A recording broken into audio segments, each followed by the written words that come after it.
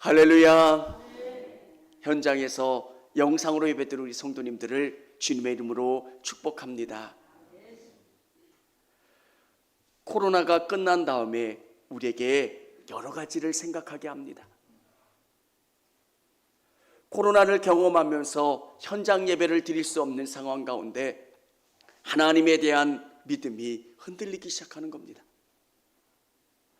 이제 성도들이 예배하는 일들, 또 하나님의 일에 대해서 열심을 덜 낸다는 거예요. 사랑하는 성도 여러분, 코로나라고 하는 큰 시험을 경험하면서 하나님이 우리에게 주시고자 하셨던 게 뭘까? 아브라함에게 시험을 주시고 그 시험을 통해서 아브라함을 훈련시키시고 또 시험하시려고 하는 목적이 뭘까? 믿음이라고 하는 건 어떤 걸까? 사랑하는 성도 여러분, 하나님이 우리에게 코로나 시간을 지나면서 믿음이라고 하는 게 뭘까?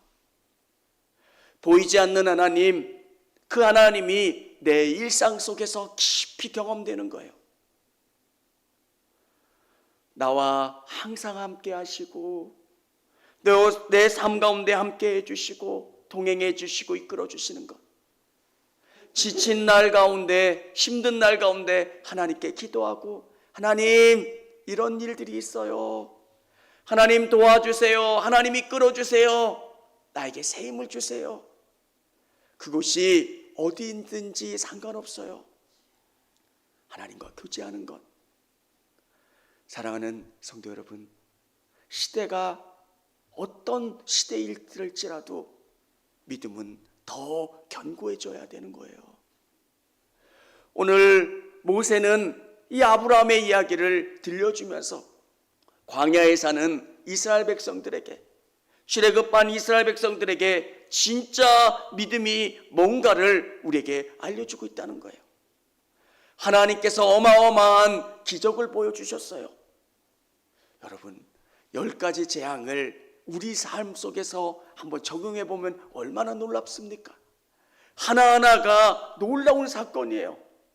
10가지 사건을 경험한 다음에 하나님께서 또 홍해가 갈라지는 사건들, 저는 그 상상을 하면 정말 놀라워요. 길이 없는 가운데 하나님이 바다를 갈라서 걷게 해주시는 거예요. 죽은 자가 살아나는 것 이상으로 놀라운 사건이 아닙니까? 그리고 광야 가운데 어떤 일들을 보여주세요. 먹을 것과 모든 필요를 채워주시고 그들의 삶을 인도해 주시는 것. 근데 놀라운 것은 아주 작은 불편에도 이스라엘 백성들은 하나님을 원망한다는 거예요. 여기까지 인도해 주신 하나님이 그 다음도 인도해 주실 거라고 하는 것을 믿는 것. 우리 자녀들을 돌봐주셨고 건강케 해주셨고 또 여기까지 돌봐주신 하나님이 앞에 있는 이 문제도 해결해 주실 거라는 믿음, 그리고 하나님을 더 의지하고 바라보고 신앙하는 것, 그게 믿음이라는 거예요. 우리는 믿는 것 같으면서도 매일매일 하나님을 못 믿어요. 믿음이 뭘까? 여러분, 믿음은 동행하는 거예요. 하나님과 함께하는 거예요. 오늘 이 예배 가운데 하나님께 예배하지만 또 여러분의 삶 속에서 하나님과 함께하는 거예요. 직장 생활하면서 많은 일들을 경험하지만 하나님 어떻게 해야 돼요? 이 일들 가운데 어떻게 해야 합니까? 하나님과 항상 함께하는 거예요. 여러분, 아브라함의 인생 속에서 수많은 일들을 믿음으로 넘었어요. 그런데 하나님께서 오늘 주신 시험은 그가 감당하기가 어려운 시험이에요. 도저히 이해가 안 가요. 하나님께서 이스마엘을 쫓아내라 말씀하신 그 후에 이제 하나님께서 어느 시간이 지난 다음에 아브라함에게 이삭을 바치라는 거예요. 집을 바치라. 그것도 그렇게 어려운 문제가 아니에요. 근데 하나님이 신앙이 흔들리는 그런 문제 아니에요. 너의 자손을 통해서 하늘의 별만큼 많게, 바다의 모래알 만큼 많게 자손을 주시겠다고 믿음의 근간이 흔들리는 그 시험을 아브라함에게 주시는 거예요.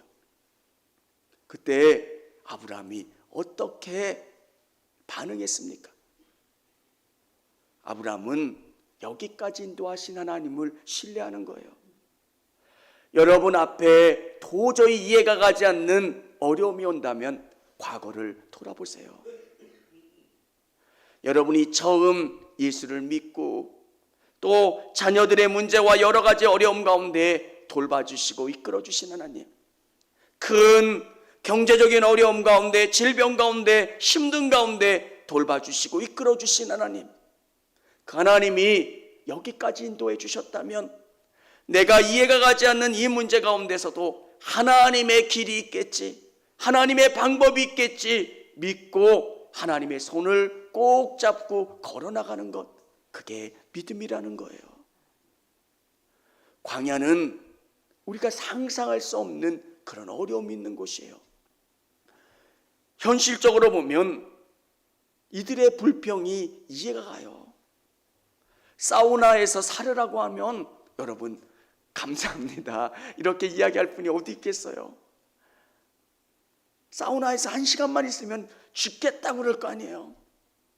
근데 삶이 사우나면 미치는 거 아니에요. 근데 고백하는 게 뭐예요? 하나님의 계획이 있다는 거. 여러분, 그래서 자꾸 이스라엘 백성들에게 과거를 돌아보라 말씀하시는 이유가 있어요. 요단을 건널 때도 12개의 돌배를 세워놓고 보는 거예요. 여기까지 인도하신 하나님. 광야를 돌고 요단을 건너서 여기까지 인도하신 하나님. 여러분, 우리 성도님들의 삶을 보면서 하나님과 동행하시고 하나님을 의지하고 바라보실 수 있는 우리 성도님들이 다 되실 수 있기를 원합니다. 이 시험, 어려움, 그것 바라보면 감당이 안 돼요. 근데 놀라운 것은 하나님을 바라보는 거예요. 여기까지 인도하신 하나님, 우리에게 승리 주시고 좋은 것 주시고 복 주시는 하나님, 그 하나님을 신실하게 의지할 수 있는 여러분 되실 수 있기를 원합니다. 믿음이 동행이었다면 믿음은 순종이에요. 아브라함에게 할 수 있는 변명거리가 너무 많아요. 하나님 아시잖아요. 내가 아브라함이라면 하나님 앞에 할 수 있는 이유가 너무 많아요. 그는 사라에게 이야기하지 않았어요. 사라가 어떤지를 제일 잘 아는 사람이 아브라함이잖아요. 어떨 때 우리 성도님들이 헌신하는 일들이나 중요한 일들을 혼자만 하시고 남편이나 아내에게 이야기 안 하시는 분들도 있다는 것 알아요. 왜? 아니까. 하나님이 뭘 요구하시는지 아는데 그것을 논의하면 그 문제가 해결되지 않고 순종할 수 없는 것을 알기 때문에 결단하는 것. 아브라함은 사라를 너무 잘 알았어요. 이게 어떻게 얻은 아들입니까? 근데 이 하나님의 시험 앞에 아브라함은 순종하려고 노력했다는 거예요. 우리에게 하나님이 무엇인가 요구하실 때는 그것이 우리에게 시험거리나 우리를 어렵게 하는 게 아니라 그 시험을 통해서 하나님이 우리에게 주시고자 하시는 복이 있다는 거예요. 어떨 때 하나님이 우리에게 헌금을 요구하실 때도 있어요. 분명히 어떤 감동을 주시는 액수가 있을 때 부담스러워요. 주님 아니시죠? 왜 그 다음에 하나님이 일하시는 게 있다는 거예요. 여러분, 하나님은 우리에게 요구하세요. 어떨 때 보면 뭘 달라 말씀하실 때 가혹해 보일 때가 있어요. 어느 분이 그 이야기를 하더라고요.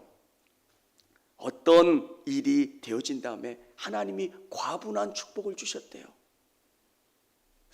하나님, 내가 이 복을 받을 수 있는 겁니까? 라고 기도했을 때 하나님이 그 말씀을 주시더래요. 너의 첫 열매였다. 이 복이 첫 열매로 말미암아 드려진 열매다. 시간이 한참 지난 다음에 하나님이 우리에게 그 말씀을 들려주시고, 그때는 그게 어려움이었고 힘듦이었지만 하나님이 하나님의 때가 되면 아름다운 열매로 돌려보내 주신다는 거예요. 사랑하는 성도 여러분, 성령님이 여러분에게 주시는 음성이 있고요, 하나님이 여러분에게 주시는 명령이 있고 시험이 있을 때 순종하시기를 바랍니다. 아브라함의 순종은 적극적인 순종이에요. 이 아들을 하나님 앞에 드리기 위해서 애쓰면서 하나님의 말씀에 순종하려고 애를 썼던 아브라함의 모습, 아내 사라에게 이야기하지 않습니다. 그리고 간 다음에 사흘길 남겨놓고 이 종들을 놓습니다. 그리고 이삭과 함께 그 모리아로 걸어 올라갑니다. 아버지의 마음이 어떻겠습니까? 아브라함에게도 자식이 귀했고 너무너무 소중한 것이 아브라함에게도 마찬가지예요. 여러분의 자녀들이 아플 때 내가 대신 아팠으면 좋겠다, 내가 병원에 입원했으면 좋겠다라는 생각이 드는 그 마음, 근데 아브라함에게도 똑같았어요. 근데 하나님이 원하시는 게 뭔가에 대해서 묵묵히 최선을 다하고 순종하면서 나갔다는 것. 사랑하는 성도 여러분, 믿음은 뭘까? 하나님의 뜻에 내가 맞춰가는 거예요. 하나님의 뜻에 맞춰가는데 우리가 고백하는 게 있어요. 하나님은 옳으시다는 거예요. 하나님은 선하시다는 거예요. 하나님은 완전하시다는 거예요. 하나님이 요구하시는 것은 실수가 없으시고 하나님이 요구하시는 것은 잘못된 게 없다는 거예요. 그게 믿음의 고백이고 그 고백 위에 순종하는 거예요. 여러분, 하나님이 우리에게 뭘 요구하는 것, 한번 여러분에게 요구하시는데 100배로 돌려주신다고 하면 여러분, 왜 하나님이 요구하시는 건 그렇게 좋은 거고 선한 거고 완전하다는 것. 네, 아브라함은 믿음이 뭡니까? 순종이에요. 말씀을 묵상하면서 그 말씀이 여러분에게 주시는 음성이 있어요. 찔리고 불편하고 힘든 것이 있다면 순종하시기를 바랍니다. 말씀이 여러분에게 깨닫게 해주시는 게 있다면 누군가에게 먼저 손 내밀라고 하시는 것, 그러면 내미세요. 그리고 먼저 말하라 말씀하시면 말하시고 먼저 행동하라 말씀하시면 행동하세요. 그러면 성령님이 여러분을 통해서 분명히 더 구체적으로 말씀하시고 여러분을 통해서 일하시는 것을 경험하게 되실 겁니다. 성령님이 여러분에게 말씀하시는데 여러분이 순종하지 않으면 성령님이 말씀하시는 것을 그친다라고 표현해요. 성령님이 세미하게 음성을 들려주시면 아멘 하세요. 그것이 어떤 것이든 성경을 읽다가 묵상하다가 느끼는 감동이 있으면 순종하세요. 그게 성령님이 우리에게 주시는 은혜예요. 믿음이 뭡니까? 하나님의 기준에 맞춰가는 거예요. 세 번째, 믿음이 뭡니까? 공감하는 거예요. 여러분, 아브라함의 마음을 이해할 수 있는 것. 이런 상황을 경험하면서 아브라함이 가졌던 마음이 뭘까요? 하나님의 마음을 이해하는 거예요. 진짜 믿음은 하나님의 마음, 예수님의 마음을 이해하는 거예요. 아들을 모리아로 끌어갈 때 하나님의 마음이 어땠을까? 자기 자신이고 자기의 사랑하는 아들 예수 그리스도를 십자가에 못 박게 하시며 죽게 하신 그 마음이 어땠을까? 하나님의 마음이 느껴지고요. 그 고통이 느껴지는 것. 믿음을 갖고 예수님을 쫓아가면 예수님의 마음이 이해가 되는 거예요. 사람을 사랑하게 되고 예수님이 바라보시는 그 방향을 향해서 우리의 눈이 돌려지는 거예요. 어떨 때는 불편해져요. 어떨 때는 힘이 들어요. 왜? 예수님의 마음이 느껴지기 때문입니다. 사랑하는 성도 여러분, 믿음이 뭡니까? 공감하는 거예요. 시간이 지나면 지날수록 예수님의 마음이 내 마음이 되는 거예요. 예수님이 뭘 원하실까? 예수님이 말하시는 게 뭘까? 그 마음을 이해하고 부족하지만 내가 그 일에 동참해야지, 쫓아가야지, 바라봐야지. 사랑하는 성도 여러분, 여러분 안에 그 믿음이 있어지기를 원합니다. 성경은 우리에게 아브라함을 보여주고 있는 거예요. 광야에 살아갔던 이스라엘 백성들은 진짜 하나님을 신뢰하지 않는 거예요. 보이는 모세를 신뢰했기 때문에 모세가 시내산에서 기도하러 올라가는 그 기간 동안 그들은 금붙이로 신상을 만들어서 송아지를 만들어서 숭배했던 것. 왜? 보이지 않는 하나님에게 집중할 수가 없는 거예요. 믿음이 뭡니까? 내 삶 속에서 하나님과 함께하는 거예요. 오늘 이 예배를 드리지만 여러분의 직장에서 삶 속에서 하나님과 동행하는 거예요. 오늘 경험했던 이 은혜와 임재와 하나님의 역사하심을 여러분의 가정과 직장에서도 동일하게 느끼는 것. 그래서 기도하고 하나님 이끌어 주세요. 주장해 주세요. 그래서 믿음이 뭡니까? 동행하는 거고 순종하는 거고 공감하는 겁니다. 사랑하는 성도 여러분, 우리는 이렇게 표현을 합니다. 1년에 딱 4번 교회 나와요.